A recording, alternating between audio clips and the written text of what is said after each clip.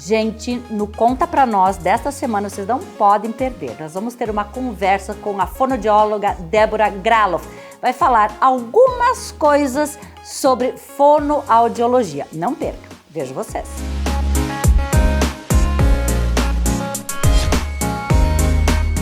Olá, sejam bem-vindos à Top TV ACC. Eu sou a Nega Ramp e este é o programa Conta Pra Nós. Hoje nós vamos conversar com Débora Graloff. Acertei? Acertou. O sobrenome? A Débora é fonoaudióloga. Débora, muito obrigada por você vir aqui no nosso programa e explicar para nós algumas curiosidades e algumas pontuações sobre fonoaudiologia. É assim que pronuncia? É assim, fonoaudiologia. Assim. Muito obrigada pelo convite, é um prazer estar aqui. Prazer é todo nosso. Vamos começar então, Débora, aonde você atende aqui em Cunhaporã? Eu atuo na Clínica Espaço Bem Viver, faço atendimentos particulares aqui, né? E na APAI de Cunhaporã. Na APAI faço também? atendimentos na APAI de Cunhaporã também. Uhum. E você atende na clínica, no Espaço Bem Viver, quais os dias, quais os horários, com horário agendado? Com horário agendado, na segunda tarde, antes da noite, na terça e na quinta também, no período mais no final da tarde. No sábado de manhã também. É bem flexível a agenda. Faz tempo que você é fonoaudióloga, Débora? Faz 5 anos já. Ai, com essa carinha de menina? Oh, meu Deus! 5 anos. Olha que... E tá realizada na tua profissão. Eu amo a minha profissão. Isso que você queria na tua vida, Sim. foi isso que você seguiu e tá realizada. Eu adoro. É isso mesmo. Ah, isso é maravilhoso, né, Débora? Débora, eu quero te fazer umas perguntas assim, podem parecer meia bobas, né? Mas aqueles exercícios que a gente faz, por exemplo, assim, ó, de tremer o lábio, né, bochecho, essas coisas todas, elas são indicadas pela fonoaudiólogo para fortificar a musculatura labial. Por exemplo, uma pessoa também que tem aparelho ortodôntico ou que tem problemas de fala, essas pessoas todas passam pela fonoaudióloga?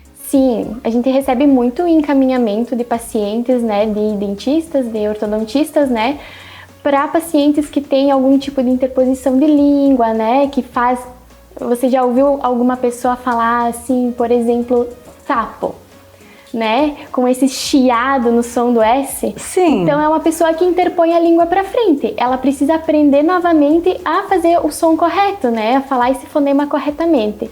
Então, o dentista encaminha também, porque a língua ela é um músculo. Então, toda vez que a língua acaba empurrando, ó, faz esse movimento, quando a pessoa está fazendo o tratamento com o aparelho, se o dentista tirar o aparelho, os dentes vão voltar à posição que eram, porque sabe? A língua vai empurrando. Novamente. Isso aí, a língua vai empurrando. Por ser um músculo, a gente usa a nossa língua para falar o tempo todo. Sim. Aí na fala, então, acaba também... colocando para frente, né?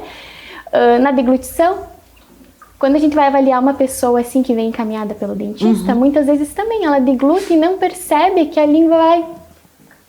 Fica projetada para frente. Então a gente ensina novamente essa pessoa a fazer esse movimento correto, né? Da fala, da deglutição. Em qualquer idade a gente pode fazer essa correção? Qualquer idade. A maioria que é encaminhada por dentistas, né, ortodontistas, é na fase da adolescência ou na fase adulta mesmo, né? E daí a gente entra com exercícios para reposicionamento, né, e várias outras questões. Às vezes a pessoa tem uma respiração oral, respira pela boca e também deixa a musculatura flácida. Então, por isso que tem o céu da boca, ele estreito, profundo. Aí tem que colocar o expansor. Isso aí. Se tirar e não fizer esse tratamento com a fonoaudióloga, a hora que tira o aparelho, automaticamente volta. Volta tudo de novo, né? Sim. E faz essa correção enquanto está com o aparelho? Enquanto está com o aparelho. Ele precisa reaprender enquanto está com o aparelho para depois não ter esse perigo, né, de voltar a entortar os dentes, né? Esse posicionamento errado. Sim. E quanto assim, ó, a audição? Geralmente é feito uma avaliação, porque nem nas empresas, alguma coisa assim, quando você entra. Sim. E quando sai. Isso, exames admissionais, demissionais. Isso o fonoaudiólogo faz, até para saber, tem algum problema auditivo antes de entrar no trabalho, ou se não tinha, para estar avaliando. Isso que a gente faz, exatamente. Eu trabalho bastante com audiometria ocupacional. Então, o funcionário vem, faz o primeiro exame, a gente faz um questionário, várias perguntas e vê se ele já tem problema de audição, né? Se ele esteve exposto já em alguma outra empresa, aí a gente faz o exame. Esse exame é feito com aparelho? Isso, é feito com um audiômetro. Que capta todas as frequências, né? Dos sons mais graves até os mais agudos. Então a gente consegue ver todo o limiar ali do paciente, né? Se a audição está normal, se tem uma perda auditiva. Já vai dando um gráfico. Isso aí, vai dando um gráfico. A partir desse primeiro, então, a entrada do funcionário na empresa, né? Sim. Após isso, todo ano a gente vai fazendo esse monitoramento para ver se está ok, se tem alguma coisa que não está legal, que está caindo, quais as orientações que a gente pode passar para a empresa para eles estarem modificando, usando o protetor auditivo, né? Sim. E no final, que o paciente também, ou o funcionário sai da empresa, a gente faz e vê também, né? E é mito ou é verdade? Por exemplo, assim, quando a gente vai ficando idosa, vai se perdendo a audição? Sim. Sim. É verdade. Se chama presbiacusia. Como é isso? Presbiacusia. Isso é perda da audição pela idade. É natural, como todo o nosso corpo vai envelhecendo, as nossas células também vão envelhecendo, né? E a gente é exposto por muito tipo de ruídos durante a nossa vida, né? Então, assim, desde o nascimento, a gente nasce com uma quantidade exata de células. Até aqui eu trouxe a orelha, se quiser. Sim, eu adoraria. Gente, é um orelhão, tá? Mas não é aqueles orelhão que a gente ligava, tá? Olha que interessante. Então, assim, ó. Quando o som entra no nosso ouvido, né, o pavilhão auricular, ele capta o som, passa pelo conduto auditivo, pelo tímpano, vibra aqui os ossículos e chega na cóclea, onde a gente tem as células. E as células mandam, né, um impulso elétrico pro nervo que vai pro nosso cérebro, onde a gente faz a codificação do som, né, a interpretação. Então, quando acontece, a gente nasce nessa cóclea, nessas células, é uma parte muito pequena, sabe? Como se fosse um caracolzinho ali dentro do nosso ouvido. A gente nasce com cerca de 30 mil células. Essas células, elas não se regeneram, quando a gente vai perdendo ao longo da vida, elas não se regeneram mais. A gente só perde, elas não nascem. Não tem como, não há exercício, não há nada. Não tem o que fazer, não. Uma vez que tu perdeu ela... Deixa eu aproveitar, agora que você está falando do ouvido aqui. Esses medicamentos, vamos dizer, um tratamento medicamentoso, que as mães geralmente pingam na orelha.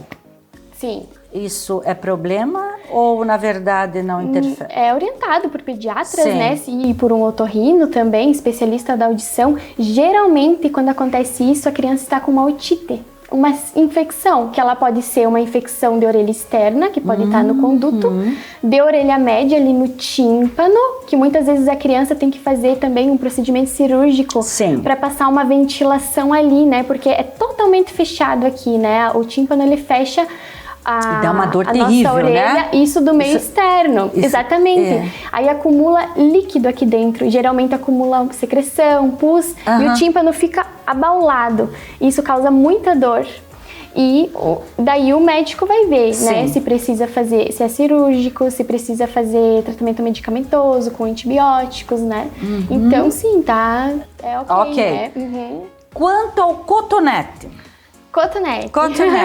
Eu até trouxe aqui. Eu vi que você trouxe um cotonete que eu tava curiosa. Sinalizar. Eu trouxe porque eu uso o cotonete pra tirar só a maquiagem. Embaixo aqui do olho, gente, ó, quando a gente borra, né? Aqui o rímel, ó. Maquiagem. Na orelha a gente não deve usar o cotonete. Não. Essas hastes. Não Olha que deve. interessante. Isso aí. É comum, né? Muitas pessoas me perguntam, o cotonete, ou se eu puder usar, muita gente me fala que compra por esses aplicativos da China coisinhas de metal que vai tirando ali a cera, sabe? Ai, porque gira. Não pode introduzir nada dentro do conduto auditivo. Porque esse espacinho aqui nessa orelha é grande. Mas no nosso ouvido tem aproximadamente 2,5 centímetros. Então, se você pensar, você colocou aqui, tá lá distraído, daqui a pouco qualquer empurrão, qualquer coisa, você pode ter uma perfuração no tímpano. Isso aí.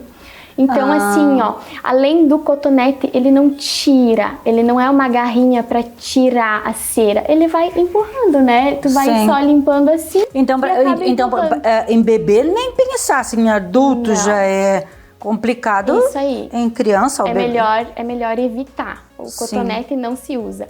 A indicação é crianças pequenas, então usa aquela fraldinha ou paninho do bebê. Pega o teu dedinho. E volta no teu dedinho até onde o teu dedinho alcançar. Isso tanto para crianças como para adultos. Até onde o dedinho alcançar, você faz a higienização. Olha que interessante, gente, isso, né? Porque às vezes você acha assim que com o cotonete você está limpando, na verdade você está prejudicando. Tá prejudicando. Porque a cera, ela é uma proteção do nosso ouvido, né? Então ela vai saindo por conta própria.